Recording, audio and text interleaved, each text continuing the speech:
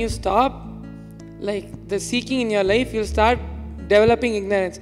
And Swamiji also told the first moment when you develop ignorance is by your own will.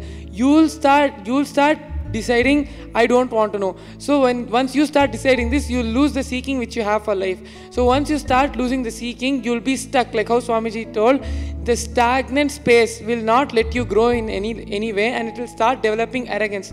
So once you start developing arrogance, you'll start losing the master himself, which is the biggest loss in anyone's life. So I feel this is how the ignorance becomes arrogance and finally leads to losing the master and the whole thing and the best things of your life. That's what I feel. I have a question. Today Swamiji told a disciple needs to absorb the Guru, not observe the Guru. Can you explain how to absorb the Guru? What I understood when Swami made that statement is like what I understood as observing itself is like you just see and you don't follow it, or you just don't do it. But when you observe the Guru, like whenever you're living around the master, his biomemory is also transferred to you, and you just catch that biomemory and start living it. So that education itself becomes a lifestyle. This is what I understand as the difference between observing and absorbing. I have a question. Arrogance remembers pain. Can you explain how? What I feel is, when you're arrogant, you'll stop remembering the good things which you got from the training of the master. When the master starts working with you, when you start losing your inauthenticity, you'll feel, because you feel the inauthenticity is your part of you, so you'll start thinking that you lost all that, and you'll start cribbing about that. Instead of remembering and reminding yourself of how many good things have happened in your life after master started working with you, and you enjoying and celebrating all that, instead of that, you'll start cribbing and you'll start suffering just because you lost your inauthenticities. So what I feel is, just by doing this again and again, you'll start having pain because of arrogance.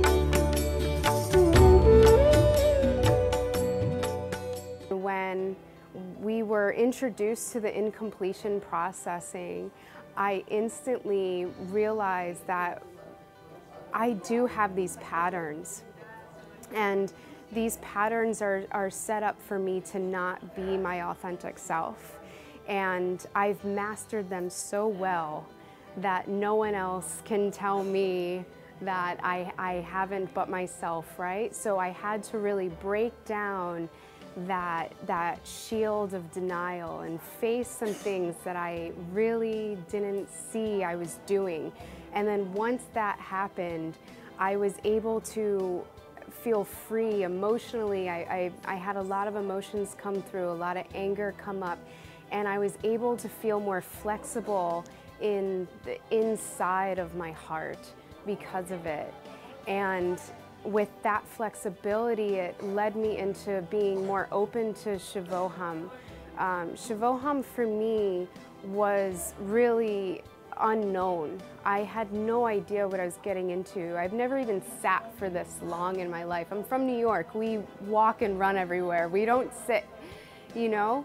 And it was really profound for me to sit within myself and have this new way of feeling my body kind of wilt and die and be reborn all in one process, in witness of Swamiji and in witness of everybody that's here.